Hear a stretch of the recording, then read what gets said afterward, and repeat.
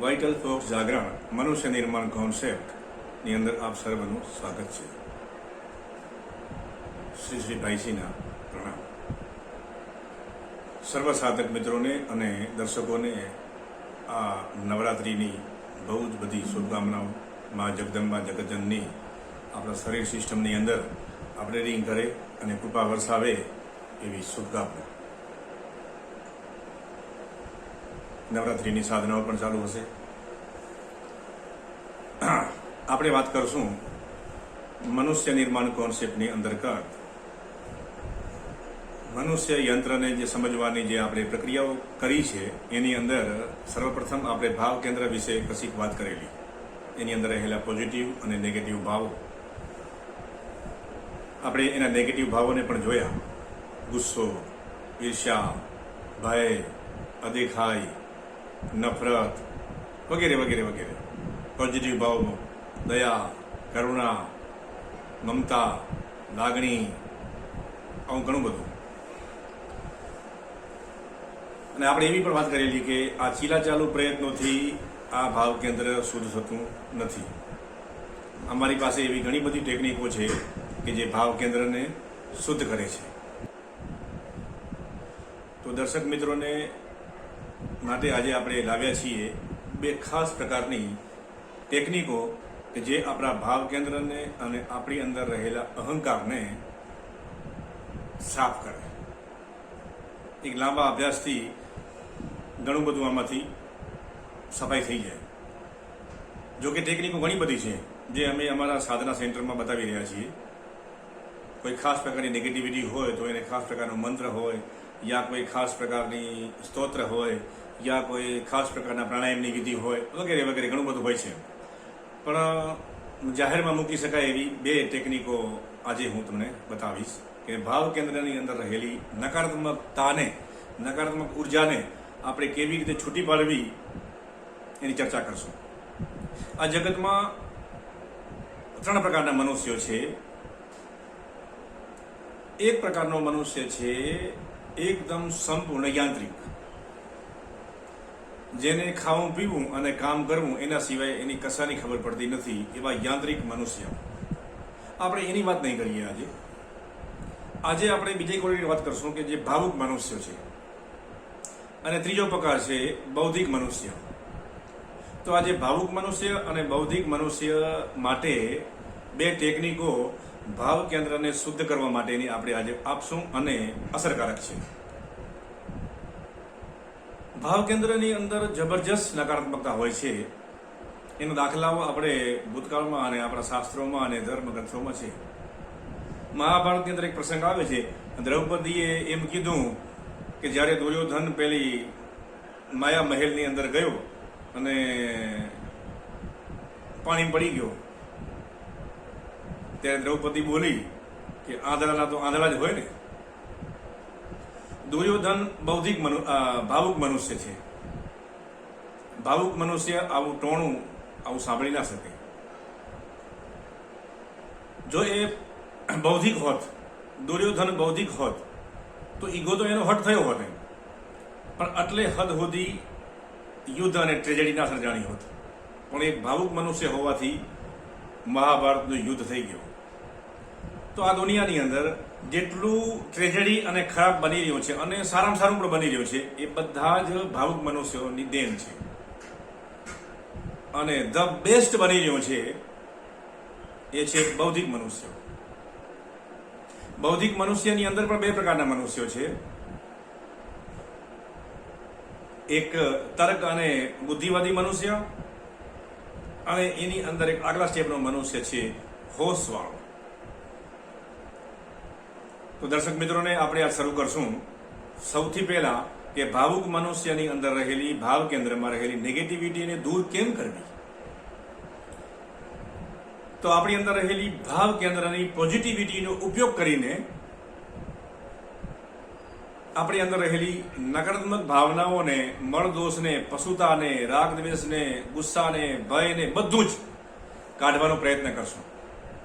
અને હમણાં મસ્ત મજાની નવરાત્રી ચાલી રહી છે એટલે અત્યારે જગતજનની માં ભગવતી, અંબા, દુર્ગા, તમે એને જે પણ કહો એને, એની વાત કરશું અને એની કોઈ ખાસ ટેકનિક દ્વારા આપણી અંદર રહેલી ભાવ કેન્દ્રની મલિનતાને દૂર કરવાનો પ્રયત્ન કરશું.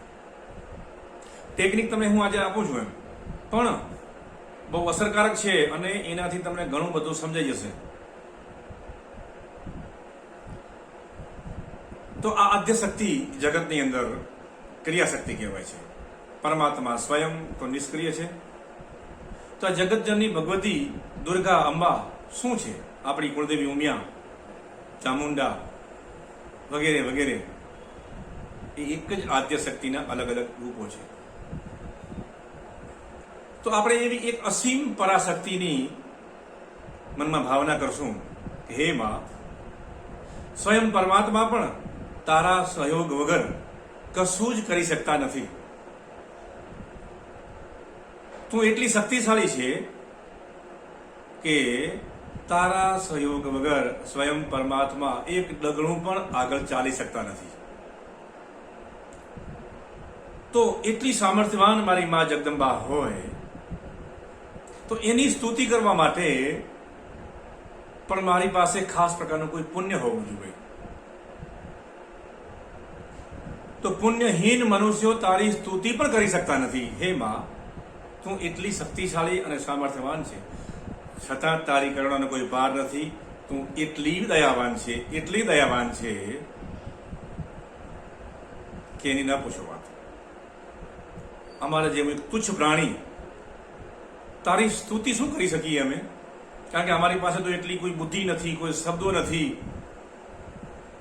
તો અમારું સામર્થ્ય નથી કે તારી અમે સ્તુતિ કરી શકીએ. અમારી પાસે એવું કોઈ સામર્થ્ય નથી કે અમે તારું પૂજાપાઠ કરી શકીએ એમ. કારણ કે પૂજાપાઠમાં વપરાતી બધી જ સામગ્રીઓ અંતે તો એ તારી જ છે ને. છતાંય અમે ક્યારેક ક્યારેક એવા બચપના કરીએ છીએ કે તારી જ વસ્તુને તારી સમક્ષ રજૂ કરીએ છીએ. છતાંય તારી તો કરુણા પરંપાર છે. અમે જાત જાતિ અંબા, દુર્ગા, ચામુંડાના દર્શને જઈએ છીએ, પગપાળા પ્રવાસો કરીએ છીએ,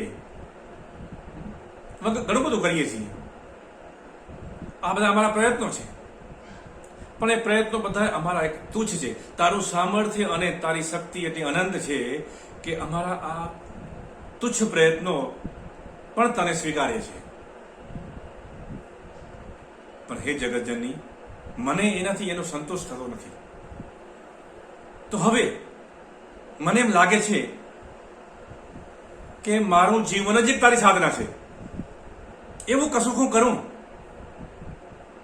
તો હે માં, હું જે મારા મોઢામાંથી દિવસ દરમિયાન જેટલું પણ બોલી રહ્યો છું, જાત જાતના વ્યવહાર તહેવારની અંદર, ધંધા રોજગારની અંદર, બધી જ અંદર જે કાંઈ હું વાણી દ્વારા બોલી રહ્યો છું એ બધી જ તારી સ્તુતિ છે. હે માં, તું મારી સ્તુતિનો સ્વીકાર કર. સવારથી સાંજ સુધી ધંધા રોજગાર માટેની મારી જે એક્ટિવિટી છે, પ્રક્રિયાઓ છે, એ બધું જ જે મારું હલનચલન છે, હે માં, એ તારી કરેલી બધી જ પ્રદક્ષિણાઓ છે. તું એનો સ્વીકાર કર. મારી અંદર રહેલા જે હાવભાવ છે, મારી બોડી લેંગ્વેજ છે, એમાં એ તને મેં દર્શાવેલી બધી જ મુદ્રાઓ છે. અને હે માં, હે જગતજનની, જે હું ખાઉં છું અને જે મારા શરીરને પુષ્ટ કરવા માટે હું જે જમું છું, એ બધું જ તારી અંદર આપેલી આહુતિ છે. કારણ કે આમાં મારું તો કશું છે જ નહીં. અને હે જગતજનની, જ્યારે હું સૂઈ જાઉં છું ત્યારે એ તને કરેલા દંડવત સાક્ષાત પ્રણામ છે. તો હે માં, મારી હર વિચાર, ભાવ, ક્રિયા, અહેસાસ, આ બધું જ જે આ યાંત્રિક મશીન કરી રહ્યું છે, એ તું તો છે જ, એ તું જ છે. તો એનો તો સ્વીકાર કર. સતત આવા ભાવથી દર્શક મિત્રો તમે કર્મ કરતા રહેશો. તમારી વિચાર, તમારી વાણી, તમારી હલનચલન, તમારું જમવાનું, તમારું સૂઈ જવાનું, તમારું બોડી લેંગ્વેજ, એ બધી જ માતાજીની ભક્તિ છે, એ જગતજાનીની ભક્તિ છે. એવું મનમાં સતત તમે ભાવ રાખશો થોડાક દિવસો યા થોડાક મહિનાઓ સુધી, તો આપના હૃદયમાં રહેલી મલિનતાઓ, ક્રૂરતાઓ, નફરત બધું જ ધીમે ધીમે નીતરી જશે. અને સાથે સાથે આપણે અંદર રહેલો જે અહંકાર છે ને, જે એ પણ ઓગળવા માંડશે. તો હે દર્શક મિત્રો, આ ભાવુક મનુષ્ય માટે ખાસ છે, જેની અંદર હૃદયની અંદર નિષ્ઠુરતા હોય, હૃદય જેનું પથ્થર જેવું હોય, એમના માટે તો આ બહુ એક અમૃત સમાન છે. હવે બીજી ટેકનિક એક બતાવું છું, જે બૌદ્ધિકવાદી મનુષ્યો માટે છે અને હોશમાં રહેવાવાળા મનુષ્ય માટે છે, કે જેનું બુદ્ધિ કેન્દ્રનું ખીલી ગયું છે અને જેની અંદર થોડી ઘણી પ્રજ્ઞા પણ છે. એવા મનુષ્યની અંદર રહેલી ભાવ કેન્દ્રની જે નકારાત્મક છે, ગુસ્સો, ભય, નફરત, ઘણું બધું, તિરસ્કાર વગેરે વગેરે. તો બૌદ્ધિક મનુષ્યોએ ધ્યાન આપવું કે તમને જ્યારે ગુસ્સો આવે યા ભય આવે યા ઈર્ષ્યા ઉત્પન્ન થાય, XYZ કોઈ પણ નેગેટિવ ભાવ આપણા મશીનમાં પ્રગટ થવા માંડે, ત્યારે તમારે એને રોકવાનો નથી. સૌથી પહેલું આ કામ કરવાનું, એને આવવા દેવાનું છે. અને સાથે સાથે બીજી જ સેકન્ડે તમારે અંદરથી જાગી જવાનું છે કે મને જે ગુસ્સો, ભય, નફરત યા XY જે નેગેટિવ ભાવ ઉત્પન્ન થયો છે, એ કેવો છે શું અંદર, મારી અંદર શું છે, એ તમારે અંદર હોશ રાખવાનો છે.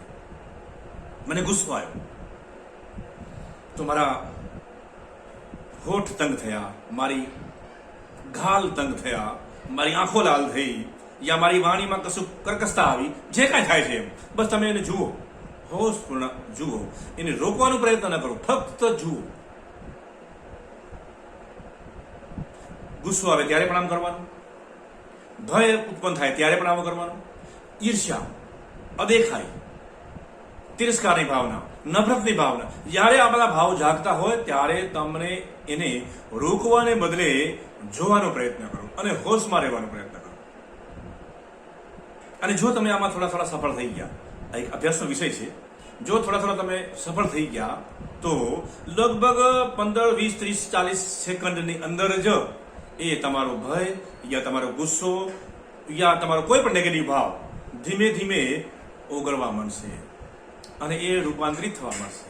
આ ટેકનિક રૂપાંતરણની છે. કેવી રીતે? અને ધીમે ધીમે એકાદ મિનિટ પછી એ બધું શાંત થઈ જશે અને તમે તમારી અંદર એક બેટર ફિલિંગ આવશે.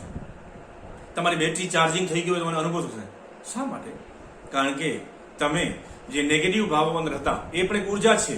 એ નેગેટિવ ભાવો તમે જ્યારે બહાર ફેંકવાનું કામ કરતા હતા, ત્યારે તમે એને રોકવાને બદલે એને તમે એનું કામ કરવા દીધું. પણ જ્યારે તમારો હોશનો જે પ્રકાશ તમે એની ઉપર ફેંક્યો, એટલે એ નકારાત્મક ભાવો રૂપાંતરિત થઈ અને એક પોઝિટિવ ઉર્જામાં કન્વર્ટ થવા લાગી ગયા. અને એ 30, 40 કે 50 સેકન્ડ યા મિનિટ, 1.5 મિનિટની અંદર એ આખી પ્રક્રિયા, જે નેગેટિવ ભાવોનો જથ્થો, જે નેગેટિવ ભાવ જે બારે ફેંકાઈ જવાના હતા અને જગતને નુકસાન કરવાના હતા અને આપણે એ ઉર્જા ગુમાવવાના હતા, એને બદલે એ જ ઉર્જાને આપણે રિસાયકલ કરી અને હોશના માધ્યમથી આપણે એમને પાછી આપણા મશીનમાં ઇન્સ્ટોલ કરી દીધી અને એ પોઝિટિવ ઉર્જા તરીકે અને આપણે બેટર ફીલ થયું. આપણે એક પ્રકારની સાધના છે ભાઈઓ.